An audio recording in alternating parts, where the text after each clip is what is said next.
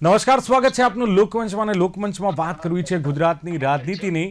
કારણ કે તમે જુઓ, ગુજરાતની રાજનીતિમાં હાલ તો ઘણા બધા મુદ્દાઓને લઈને ગરમાગરમી ચાલી રહી છે. છેલ્લા કેટલાય સમયથી દારૂબંધીને લઈને કોંગ્રેસે પણ સરકારને ઘેરવાનો ક્યાંક પ્રયાસ કર્યો છે. અને દારૂ નીતિ, ડ્રગ્સ, ગુનાખોરી, ખેડૂતોના મુદ્દે કોંગ્રેસ પ્રહાર કરી રહી છે. કોંગ્રેસે તો પ્રહાર કર્યા, પરંતુ જે કોંગ્રેસના વિપક્ષના નેતા છે લોકસભાના, એમાં રાહુલજીએ પણ ઘણા બધા સવાલ ઉઠાવ્યા. એક્સ પર ટ્વીટ કરી અને એમણે ગુનાખોરી અને દારૂના કારણે મહિલાઓની સુરક્ષાનો એક ગંભીર મુદ્દો એમણે ગુજરાતમાં ઉઠાવ્યો છે. એમણે કહ્યું છે કે યુવાનોનું ભવિષ્ય ધકેલાઈ રહ્યું છે ડ્રગ્સ અને ગુનાખોરીની દુનિયામાં. રાહુલ ગાંધીએ પણ કહ્યું કે ગુનેગારોને સત્તાધીશોનું રક્ષણ મળી રહ્યું છે. આ આક્ષેપ સાથે કોંગ્રેસે એ પણ કહ્યું છે કે ગુજરાતમાંથી ઝડપાયેલા ડ્રગ્સ અંગે સરકાર શ્વેતપત્ર જાહેર કરે.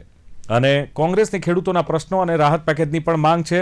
તો રાહુલ ગાંધીના આક્ષેપ પર પલટવાર કર્યો છે રીવાબા જાડેજાએ. રીવાબાએ કહ્યું છે કે દેશમાં મહિલાઓ સામેનો ક્રાઇમ રેટ 4% છે, જ્યારે ગુજરાતની વાત કરીએ તો ક્રાઇમ રેટ 1.48% જ છે. અને 2027માં ગુજરાત ચૂંટણીમાં કોંગ્રેસ સિંગલ ડિજિટમાં રહી જશે, આ વાત છે. પણ સવાલ એ છે કે એક વડી વિડીયો વાયરલ થયો છે. આ પહેલાં જે એઆઈ જનરેટેડ વિડીયો હતો, એમાં વડાપ્રધાન નરેન્દ્ર મોદીને હીરાબાનો એક વિડીયો હતો. એમાં હીરાબા કેટલાક સવાલો કરે છે કે તે મારો ઉપયોગ નોટબંધીમાં કર્યો, લાઇનમાં ઊભી રાખ્યા, તે ઘણી બધી. હવે બીજો એક વિડીયો જે વાયરલ કર્યો છે અને એઆઈ વિડીયો પોસ્ટ કર્યો છે, એમાં વડાપ્રધાનને ચાયવાલા બતાવ્યું છે. ચાય લો. ભાજપે કહ્યું આ ખૂબ શરમજનક બાબત છે, તમને જનતા માફ નહીં કરે. આ પ્રકારની જ્યારે રાજનીતિ ગરમાઈ રહી છે ગુજરાતની, ત્યારે આ જ મુદ્દે ચર્ચા કરવી છે. ગુજરાતમાં વિકાસ વર્સિસ આક્રોશ. અને ચર્ચા કરવા માટે મારી સાથે જોડાયા છે ભારતીય જનતા પાર્ટીના નેતા શૈલેષ પરમાર. શૈલેષભાઈ, સ્વાગત છે આપનું. જી. સાથે જ કોંગ્રેસના પ્રવક્તા ડોક્ટર નિકુલ પટેલ. નિકુલભાઈ, આપનું પણ સ્વાગત. નમસ્કાર. અને જાણીતા રાજકીય વિશ્લેષક પ્રશાંત ગઢવી. પ્રશાંતજી, આપનું પણ લોકમંચમાં સ્વાગત છે. Good evening. યસ.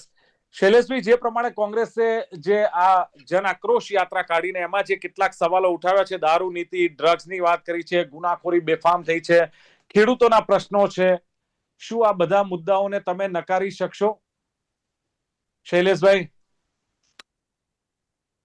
જુઓ, જે પ્રકારની વાત અત્યારે આવી રહી છે અને તમારા માધ્યમથી પણ જાણવા મળ્યું છે કે જે પ્રકારે રીબાબાએ પણ પોતાનો આક્રોશ ઠાલ્યો છે. પણ ન્યૂઝ રૂમના માધ્યમથી મારે એટલું જ કહેવું છે કે જે પ્રકારની ભાષા જે કોઈએ રજૂઆત કરી છે એમાં ભાષાનો થોડો સંયમ હોય તો સંસદીય બાબતોની જે અસંસદીય જે શબ્દો જે ઉપયોગમાં આવે, ઉપયોગ કરે છે, એ પણ ક્યાંક ને ક્યાંક વ્યાજબી નથી. અને બીજું કે દારૂ જુગારની વાત થતી હોય તો છેલ્લા 2 વર્ષમાં જ 21,000 કરોડનો દારૂ, ઇંગ્લિશ દારૂ, અને 4.5 કરોડનો જે દેશી દારૂ અત્યાર સુધીમાં 2 વર્ષમાં પકડ્યો છે. ને એ પણ એસએમસીએ પકડ્યો છે. એસએમસી એટલે સ્ટેટ મોનિટરિંગ સેલ, ને જે નિલીપ રાય જેનું વહન કરી રહ્યા છે. ને આપણને ખબર છે કે નિલીપ રાય એક બાહોશ ઓફિસર છે. વાત રહી દારૂ, જુગાર અને ડ્રગ્સની. શૈલેષભાઈ સાંભળો, તમે સવાલ પણ સાંભળતા રહેજો. હવે દારૂ નથી મળતો એમ સમજવાનું? દારૂ પકડાઈ ગયો, હવે દારૂ નથી મળતો. ગુજરાતમાં કોંગ્રેસ સવાલો ખોટા ઉઠાવી રહી છે. જો દારૂ અને જે કઈ બદીઓ વ્યસનની છે એ આપણે સૌ જાણીએ છીએ, આદિ અનાદિ કાળથી ચાલુ આવે છે. એમ છતાં પણ હું એવું નથી કહેતો કે કોની સરકારમાં શું હતું. કોંગ્રેસની સરકાર હતી ત્યારે પણ લઠ્ઠાકાંડ તો થતો જ હતો. ભારતીય જનતા પાર્ટીની સરકાર આવી અને દારૂ ને ડ્રગ્સ આવવા મળ્યો એવું તો છે નહીં. અને બીજું, કોઈ એમ કહેતું હોય કે ડ્રગ્સ આટલો પકડ્યો તો ડ્રગ્સના આંકડા હું આપી દઉં. એ મુન્દ્રાથી હોય, જામનગરથી હોય, સલાયાથી હોય, પોરબંદરથી હોય, ભરૂચથી હોય કે દરિયાકાંઠો જે 1600 કિલોમીટરનો છે એ ત્યાં ગમે ત્યાંથી હોય, એ દારૂ પકડ્યો છે ને, ડ્રગ્સ પકડ્યો છે. અને અત્યાર સુધીમાં 26,000, ફરીથી બોલું, 26,000 કરોડનો ડ્રગ્સ પકડ્યો છે. એ 1600 કિલોમીટર દરિયાકાંઠો છે ને, એનો ઉપયોગ થતો હતો. એ ગુજરાત માટેનું ડ્રગ્સ નતું, એ પંજાબ માટે. આપણે જાણીએ છીએ ભૂતકાળમાં આવેલું છે, પંજાબની જેલ સુધી એ ડ્રગ્સ જતું હતું. એ પણ આપણને ખબર. આખા દેશમાં આપણા દરિયાકાંઠાનો દુરુપયોગ કરી અને ડ્રગ્સ જતું હતું. એમ છતાં પણ અમે ફરીથી કહીએ છીએ, ડ્રગ્સ પકડ્યું હતું, ડ્રગ્સ પકડીએ છીએ અને ડ્રગ્સ પકડવાના છીએ. કારણ કે આપણા દેશના યુવાનો ડ્રગ્સના સકંજામાં ન સપડાય એનું ધ્યાન અમારે રાખવાનું. શૈલેષભાઈ, ડ્રગ્સ પકડો છો, પકડવાના છો અને પકડતા રહેશો, પણ તમે એવું છાતી ઠોકી નથી કહેતા ડ્રગ્સ નહીં મળે, દારૂ બંધી થશે, દારૂ નહીં મળે, ડ્રગ્સ નહીં મળે. જ્યાં જોઈએ ત્યાં, જે જગ્યાએ જોઈએ ત્યાં દારૂ સાહેબ મળી જાય. ડ્રગ્સના નશામાં જુઓ તમે, યુવાધન ધકેલાઈ રહ્યું છે. બેફામ ડ્રગ્સના કારોબાર ચાલે છે. આપણે આ નથી કરી શક્યા કંટ્રોલ, એટલે તમારી પર આક્ષેપ થાય છે સાહેબ. તમારા નેતાઓ પણ કહે છે ને, સાંસદ મનસુખ વસાવા શું કહે છે, અહીંની પોલીસ હપ્તા લે છે, મહિને 30 લાખ રૂપિયા હપ્તો લે છે. બોલો, આ ભારતીય જનતા પાર્ટીના સાંસદ મનસુખભાઈ વસાવા એ જનપ્રતિનિધિ છે. એ સાંસદ હોય કે ધારાસભ્ય હોય, એ કોંગ્રેસના હોય કે ભાજપના હોય, જનપ્રતિનિધિ એ ભાજપના ધારાસભ્ય જ કહે છે. હા, ધારાસભ્ય ભાજપના હોય કોંગ્રેસના હોય, એમણે જનપ્રતિનિધિ તરીકે રજૂઆત કરવાની જ હોય, પણ રજૂઆત સંસદીય શબ્દોમાં રહીને કરે તો સારું. બીજું કે માનો કે દારૂ છે તો દારૂ ન પીવાય એના માટે વખતો વખત ડ્રાઈવ કરી છે, એટલો દેશી દારૂ પકડ્યો છે, એટલો ઇંગ્લિશ દારૂ પકડ્યો છે, એમ છતાં પણ બોર્ડરમાંથી દારૂ ના આવી જાય એનું પણ ધ્યાન રાખ્યું છે.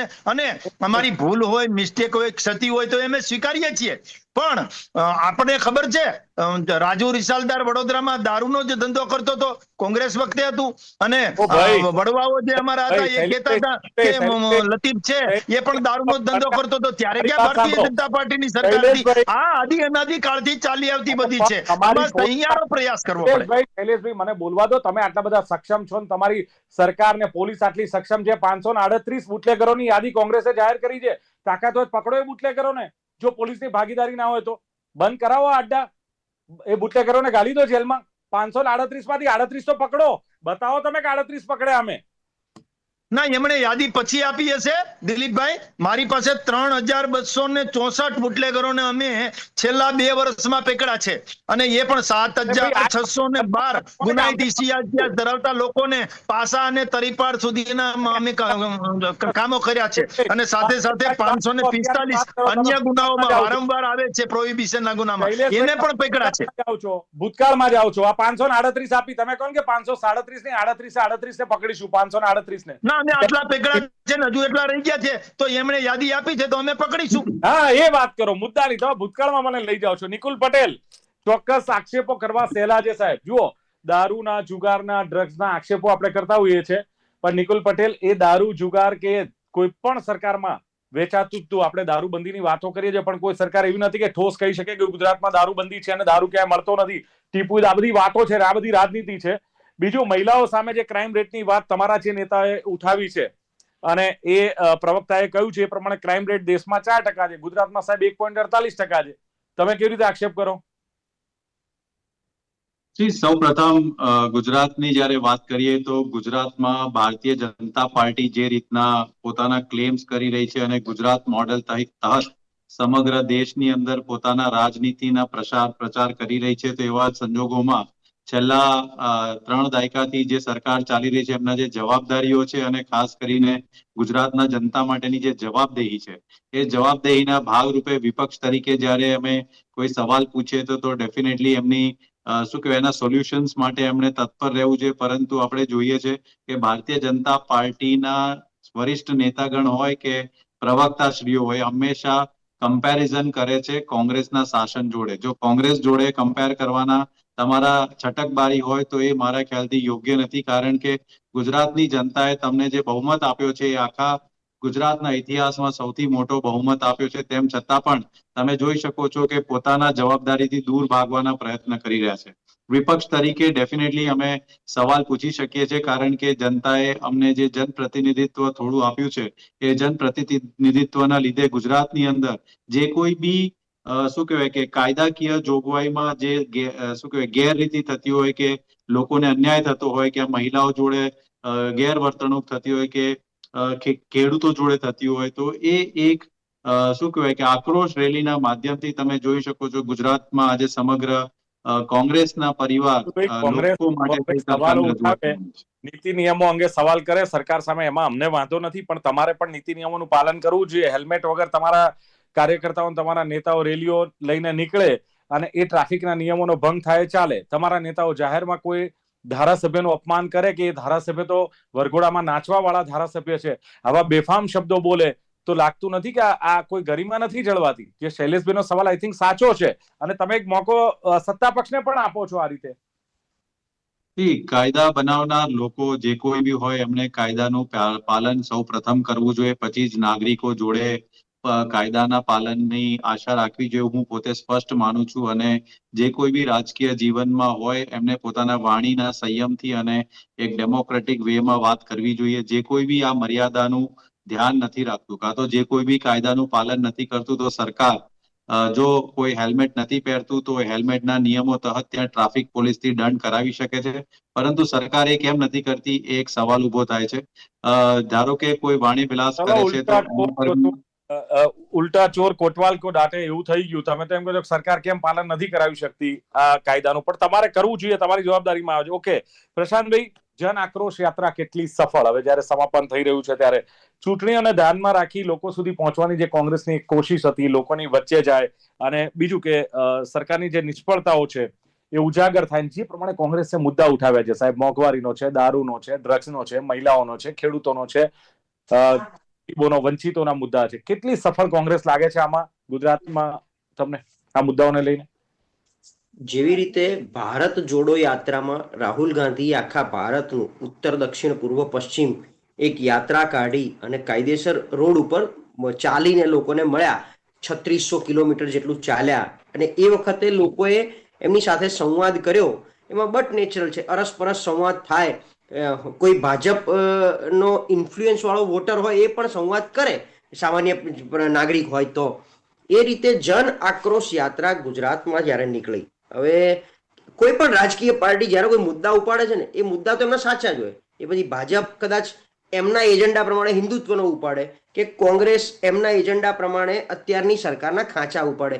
મુદ્દા ક્યારેય ખોટા હોતા જ નથી, પણ એ મુદ્દા કેટલાક ગળે ઉતરી જાય છે, કેટલા વોટમાં કન્વર્ટ થાય છે, એની અસર લોકમાનસ ઉપર કેવી રીતે બેસે છે અને પછી એના આધારે વોટિંગ થયા પછી સરકારમાં પરિવર્તન આવે છે કે પુનરાવર્તન થાય છે, એનું લગભગ આપણે ક્યાંક ને ક્યાંક ચાયણી જોતા હોઈએ છીએ.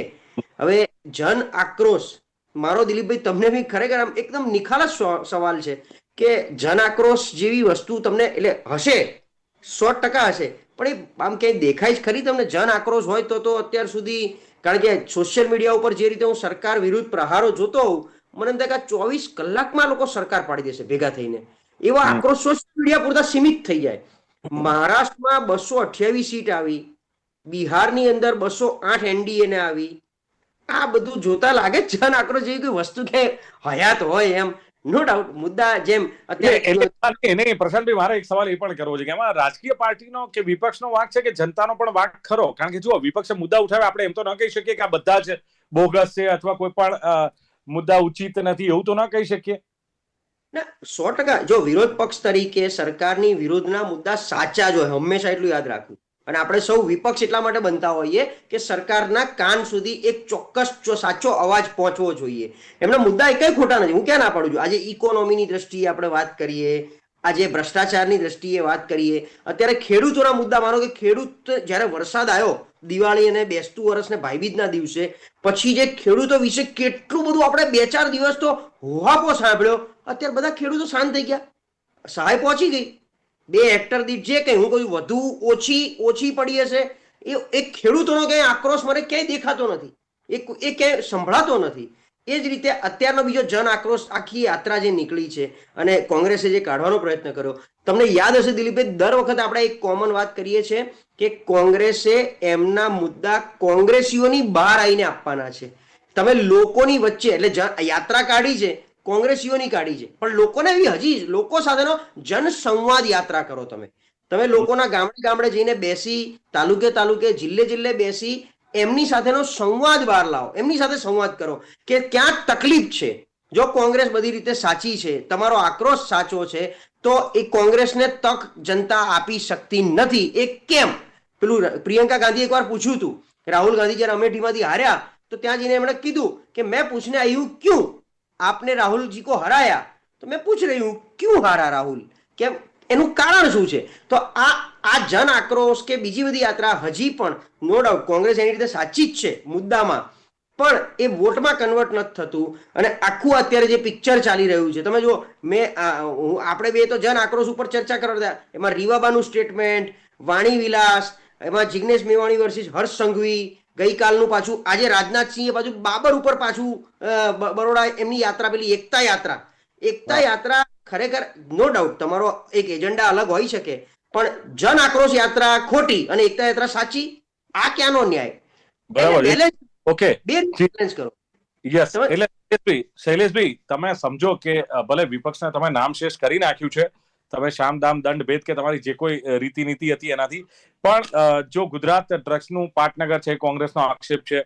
બીજું, પોલીસ અને ગૃહ વિભાગ નિષ્ફળ છે, ભ્રષ્ટાચાર ચાલી રહ્યો છે, મોંઘવારી, બેકારી, યુવાઓ ડ્રગ્સના પેલા એની નીચે ધકેલાઈ રહ્યા છે. શું ગુજરાતની આ વાસ્તવિકતા ભારતીય જનતા પાર્ટીને ખબર નથી? શું કોંગ્રેસ કે તો જ ખબર પડે છે? ના, કોંગ્રેસ કે કોઈ પણ, જો બંધારણમાં જોગવાઈ છે, બંધારણના આર્ટિકલો 19 છે, એમાં જોગવાઈ છે કોઈ પણ લોકો આંદોલન કરી શકે છે, એકઠા થઈ શકે છે, સરકારની સામે બોલી પણ શકે છે, પરંતુ એમાં ક્યાંક ભાષાનું જે ચયન થાય છે એ ક્યાંક ને ક્યાંક વ્યાજબી નથી, એટલી જ વાત હતી. અને રહી જન આક્રોશ રેલીની, તો પેલા આપણે ભારત જોડો યાત્રા કાઢી હતી, એ પછી પાછી કોંગ્રેસની હાર થઈ હતી, ભૂંડી હાર થઈ હતી, એ પછી ન્યાય યાત્રા કાઢી હતી, એ પછી ભૂંડી હાર થઈ હતી. હવે આ જન આક્રોશ, જનમાં ક્યાંય આક્રોશ જ નથી, જનતામાં આક્રોશ તો કોંગ્રેસની અંદર છે ભાઈ. શૈલેષભાઈ, ભાષાની વાત કરો છો. લવિંગજી એમ કે તમારે પીવા વાળો ધારાસભ્ય છે પાટણમાં, તો આ બધી ગરિમા વાળી ભાષા છે તમારી? કોઈ પણ, જો મેં ક્યારેય એવું નથી કીધું કે ભારતીય જનતા પાર્ટીના કોઈ ધારાસભ્ય કે સંસદ સભ્ય બોલે તો એ સારું અને કોંગ્રેસના બોલે તો સારું નહીં. કોઈ પણ જનપ્રતિનિધિ ભાષાનું ચયન સારું ન કરે એ સારું નથી. અસંસદીય ભાષાનું ચયન કરે એ સારું નથી. એ ભાજપના હોય કે કોંગ્રેસના હોય. તો તમારી પાર્ટી વાળાને સમજાવો ને, આ ગરિમા સંભળાવો ને એમને જઈને કે ભાઈ તમારે. એ તો જો વ્યક્તિગત બાબતો હોય છે, વ્યક્તિગત બાબતોમાં બધું સમજાવવાનું કે ન સમજાવવાની કોઈ બાબત નથી. પણ રીવાબાએ એમ કહ્યું કે 4% નેશનલનો મહિલા વિરુદ્ધનો ક્રાઇમ રેટ છે અને 2% ગુજરાતનો છે. એ જ રીતે હું જોવા જાઉં તો એમણે પણ NCRB national crime record bureau જે છે એના આંકડા રજૂ કર્યા છે. રીવાબાએ એના ઘરના આંકડા રજૂ નથી કર્યા, અને હું અત્યારે રજૂ કરી રહ્યો છું એ પણ મારા ઘરના નથી. NCRB ના આંકડા એમ કહે છે કે નેશનલ ક્રાઇમ રેટ બ્યુરો જે છે એમણે કહ્યું છે કે ગુજરાતનો ક્રાઇમ રેટ 11.9% છે અને ભારતનો ક્રાઇમ રેટ 30.2% છે. મહિલાઓની વાત નથી કરતો, સમગ્ર જનરલ ક્રાઇમ રેટની વાત કરું છું. એટલે ક્રાઇમ રેટ ઓછો છે. હું તો એમ કહું છું 0 હોવો જોઈએ, 11 પણ ન હોવો જોઈએ, પણ ધીરે ધીરે બધું જ કામ કરવાનું છે. એ પ્રકારે કામ થઈ રહ્યું છે. પણ માત્ર ને માત્ર જે ભૂલ હોય તો એને ગિનિસ બુક ઓફ વર્લ્ડ રેકોર્ડમાં નામ નોંધાવવા સુધી જતું રહેવું. અમારી ભૂલ હોય, મિસ્ટેક હોય તો કયો ને, ટેબલ ટોક કરો ને. જાહેરમાં જેટલા વિડીયો વાળા ને કેમેરા વાળા જોઈ જાય એટલું ફાસ્ટ બોલવાનું, એટલા અપશબ્દો બોલવાના. અરે વડનગરમાં જઈ અને વડાપ્રધાન શ્રીના મા વિશેના જે શબ્દો ગઈકાલે બોલ્યા છે, શું વ્યાજબી છે? કોકની લીટી નાની કરી અને આપણી લીટી મોટી કરવાની. યાર તમે કામ કરો ને. વડનગરમાં 17 FIR દલિતો વિરુદ્ધ થઈ છે. ક્યાં ગયા હતા? કઈ જગ્યાએ ગયા હતા આપણે ભાઈ? શૈલેષભાઈનો જે પ્રશ્ન છે કે વડાપ્રધાન વિરુદ્ધ, એમના માતા વિરુદ્ધ બોલવું, ને હવે તો તમારા જે કોંગ્રેસના નેતા છે રાગિણી નાયકે, એમણે પણ એક AI જનરેટેડ વિડીયો મૂક્યો છે જે પ્રધાનમંત્રીનો છે, એ ચા વાળાનો છે. શું આ અપમાન નથી પ્રધાનમંત્રીનું? પ્રધાનમંત્રી તો બધાના છે, એ જનતા પાર્ટીના નથી, એ ભારતના છે, ભારતવાસીઓના પ્રધાનમંત્રી છે. એમના વિશે આટલું, આ પહેલા પણ કોંગ્રેસે એક વિડીયો વાયરલ કર્યો હતો એમની માતાનો ને એમનો લઈને.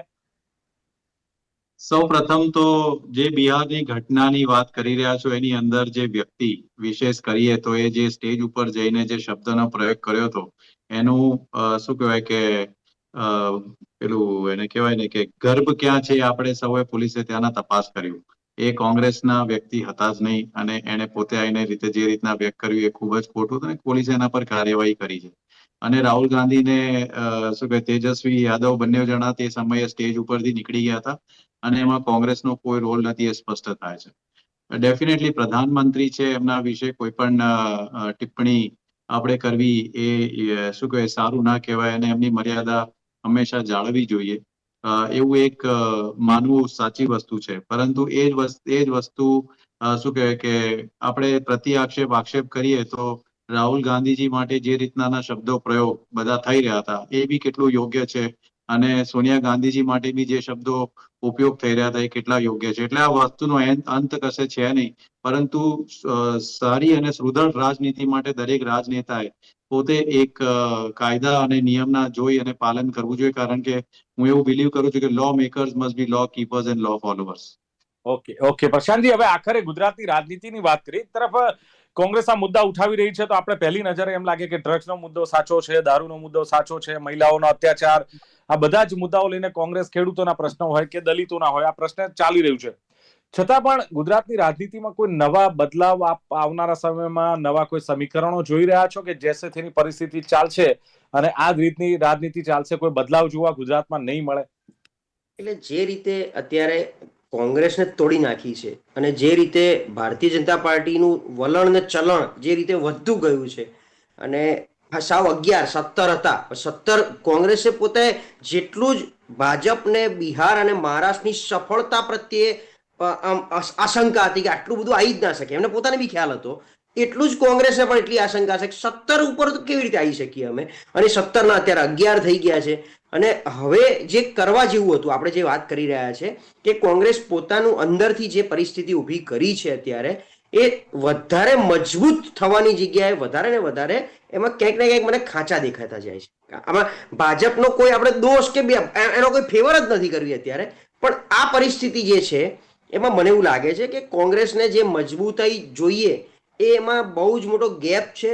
અને ખરેખર અમને પણ અને તમને પણ એ ચિંતા છે કે સાલું આમ ને આમ રહ્યું તો 2027માં આપણે ચર્ચા કરતા આવીશું. જે રીવાભાઈ આજે વાત કરી સિંગલ ડિજિટની, એ આશંકા અમે ક્યારની વ્યક્ત કરી રહ્યા છીએ કે આવું આવું તો ક્યાં આવી પરિસ્થિતિ ઊભી ના થાય જે આપણા માટે ખતરારૂપ છે, તમારા મારા માટે ખતરારૂપ છે. કારણ કે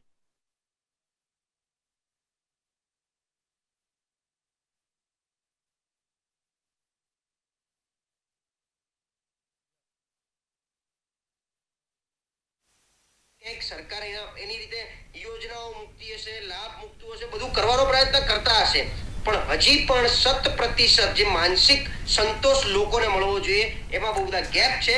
અને જો કોંગ્રેસ સિંગલ ડિજિટમાં આવી ગઈ, ખરેખર 11 ના એમને પરિસ્થિતિ 11 માંથી એમણે 91 સુધી પહોંચે એવી આપણી શુભેચ્છા, કારણ કે તો મજબૂતાઈ રહેશે અને તો ગમે તે વિપક્ષ બને બેમાંથી, પણ 11 થી 91 ની દિશામાં પહોંચવાનો રોડમેપ કોંગ્રેસમાં અત્યારે દેખાતો નથી. જેમ ભારતીય જનતા પાર્ટીનું અત્યારે સંગઠન નથી બન્યું, તેમ છતાં સંગઠન કેટલું મજબૂત છે. આમ જોવા જાવ તો જગદીશભાઈ પંચાલ આવી ગયા પછી હજી સંગઠનનું માળખું બહાર પાડ્યું નથી એમને. આ વાતને આજે મહિનો થવાઈ ગયો, એ કોંગ્રેસનું માળખું બહાર નથી આવ્યું. એટલે બંને સંગઠન વગરના છે, તેમ છતાં તમને ભાજપના લૂપહોલ્ડ નથી દેખાતા ક્યાંય કે ભાઈ સંગઠન નથી, માળખું નથી મજબૂત. એમ અહીંયા કોંગ્રેસમાં જે લિમિટેડ કોંગ્રેસી કાર્યકરો છે એ બિચારા ધક્કો મારી મારીને કેટલું ચલાવશે કોંગ્રેસને. એટલે હવે એના સિનિયર આગેવાનો જે લોકોએ કોંગ્રેસમાં બહુ તપતો સૂર્ય જોયો છે એ લોકોએ કોંગ્રેસને કેમની બેટી કરવી એની ચિંતા કરવી પડશે. અને આપે કહ્યું તે પ્રમાણે કે ગુજરાતની જનતાએ પણ ક્યાંક ચિંતા કરવી પડશે. એટલે ગુજરાતમાં જે રાજનીતિ ચાલી રહી છે, એક તરફ વિકાસ ને બીજી તરફ આક્રોશની, આ રાજનીતિમાં ગુજરાતની જનતા શું વિચારે છે એ ચોક્કસ ગુજરાતની જનતાએ પણ જોવું પડે. પ્રમાણે આવનારા દિવસોમાં પોતાનું જે ડિસિઝન છે એ લેવું પડશે. અત્યારે તો સમયની મર્યાદાને કારણે ચર્ચાનું સમાપન કરીએ છીએ. શૈલેષ પરમાર, ડોક્ટર નિકુલ પટેલ, પ્રશાંત ગઢવી ત્રણેય ઉપસ્થિત રહ્યા. ખૂબ ખૂબ આભાર. Thank you very much. તો દર્શક મિત્રો, લોકમંચ કાર્યક્રમમાં આજની ચર્ચા ગુજરાતમાં વિકાસ વર્સિસ આક્રોશની. ફરી મળીશું એક નવી ચર્ચા સાથે. આપ જોતા રહો ગુજરાત ન્યૂઝ. નમસ્કાર.